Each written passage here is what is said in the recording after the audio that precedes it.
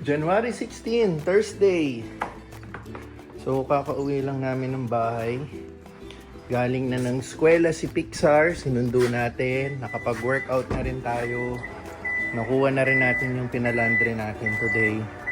So, start na tayo magtupi.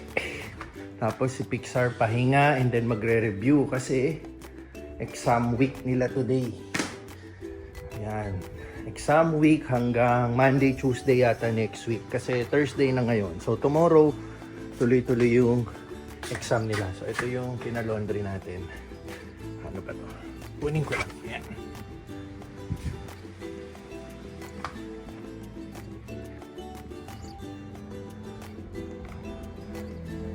Okay. So, yun. Say hi to the vlog. Nandito kami sa Pure Gold sa labas.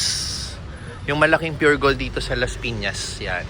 Along Alabang Zapote Road. Meron din kasing Pure Gold sa amin, pero Pure Gold Junior. So kaya kami nandito, hinahanap namin yung ibang ingredients sa Ready Hit Go. Wala dun sa usuals namin, even sa South Mall. So may nakita kaming stock dito, bumili na kami ng dalawa. Para hindi na kami mahihirapan sa next cycle ng pagbili namin sa Ready Hit Go. So since nandito na kami, inaantay lang namin si Tin sa kahera matapos. Dito kami magdi-dinner. Yan, Luk Fu. So itong Luk Fu, meron din ito sa Acacia Hotel.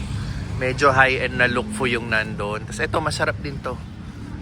Yung restaurant. Actually, ito yung paboritong restaurant ni Papa.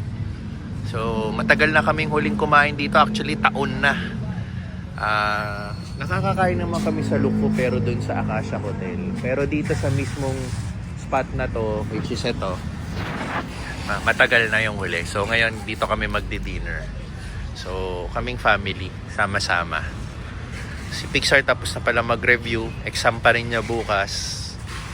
Yan. So, nandito si Teens. Bawal kasi mag-film sa loob eh. So dito lang tayo sa labas mag-antay and then magdi-dinner na tayo dito. So ito ang Alabang Zapote Road. Yan, busy. Yan, ito masarap dito. Sweet and sour pork. And syempre yung chow rice. Sa Pixar may chicken fillet eh. Yan ang ulam niya. So yan. First dinner namin outside pagka balik ni Tin sa Thailand. Kasi may energy. Ayan. Okay. Chow time na kami. Chow time. Ito lang naman. Busog na kami dyan. Kasi tingnan mo naman yung kanin, no? Mapapalaban tayo. Alas 10 ng umaga. Nakapila ulit tayo. Rehistro time tayo. Pinapa-smoke emission test natin. Itong Innova. Yan. Dito tayo sa ating usuals. Ayun, nakasaksak na sa tambucho yung parang machine nila. Yan yung nagte-test kung papasa ka ba sa tapos sabay nire-revolusyon ni Kuya para umano yung usok. Mabasa kung papasa tayo. Yan. Tapos pag pumasa tayo, bibigyan tayo ng certificate na pumasa para mag-proceed tayo sa LTO. Ganyan yan. So nakakonect yung machine dito sa office nila via computer. Yun yung magde-determine kung pasado tayo or not. So confident naman tayo pasado kasi well-maintained naman yung mga kotse. Pagkatapos ng Christmas decoration, tinanggal nila. At ngayon, Chinese New Year naman ang next event. So ito ang decoration dito. Daanan na natin. Yan.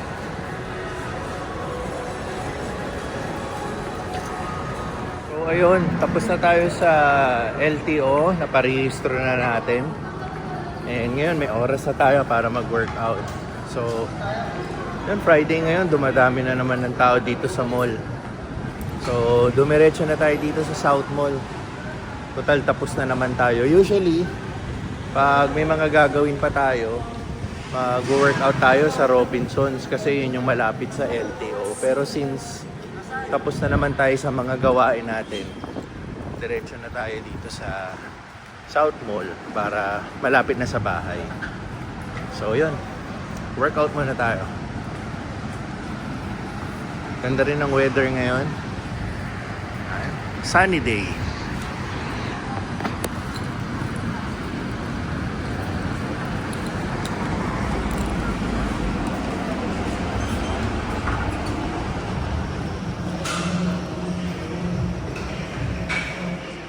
Kahit dito sa tinatambayan ko, may mga display na ng pang Chinese New Year.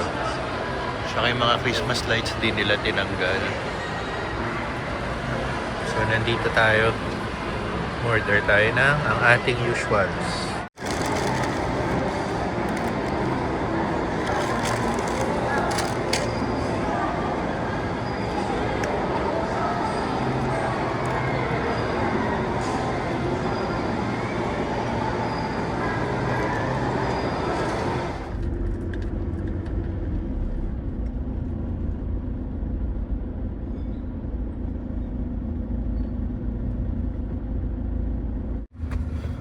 Pauwi na tayo. Pero bago tayo umuwi, dadaan muna tayo ng fresh options dahil may kailangan tayong biling manok. Ayun, fillet para ulit sa mga orders natin itong darating na weekend. So, ito, iba naman to, hindi to yung Ready Hit Go. By the way, today, Friday, kanina yung naging luto ni Chef Ed sa aming Ready Hit Go. And of course, sa Sunday yung magiging delivery niya. So, in 2 days time, ma-deliver na natin sa mga clients natin. So again, for the second straight week, binahana naman tayo ng orders and maraming salamat sa clients natin. Ayun, so na-miss talaga nila ang ating Ready Hit Go dahil itong nakarang holiday season.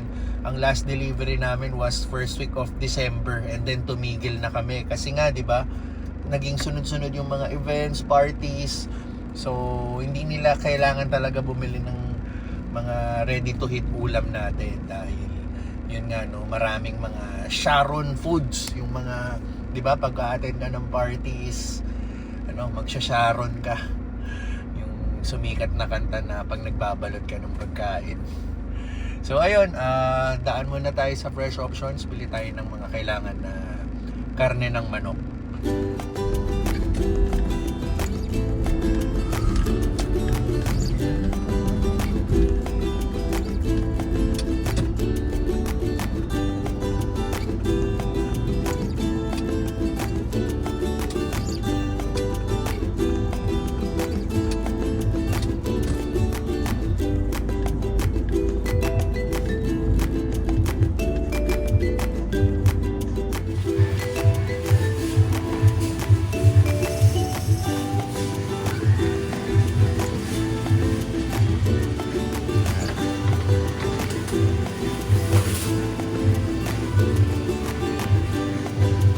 Okay, ako na. Hello, kamusta? Happy New Year! Merry Christmas!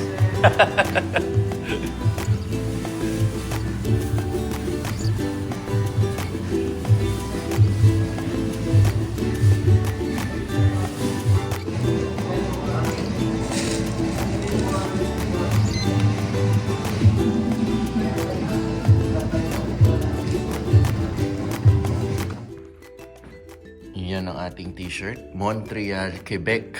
Sa Canada po yan. Pasalubong ng kaibigan ko galing Canada. Nagbakasyon sila ron ng 1 buwan. Doon sila nagpasko. So umuwi sila kagabi. Nagkita-kita po kami kagabi. Nag-get together kami ng tropa. Na kasama ngayon yung tropa ko, si Pops Migs. Yan, shoutout sa'yo kung nanonood ka ng vlog ko. Sinuot ko na.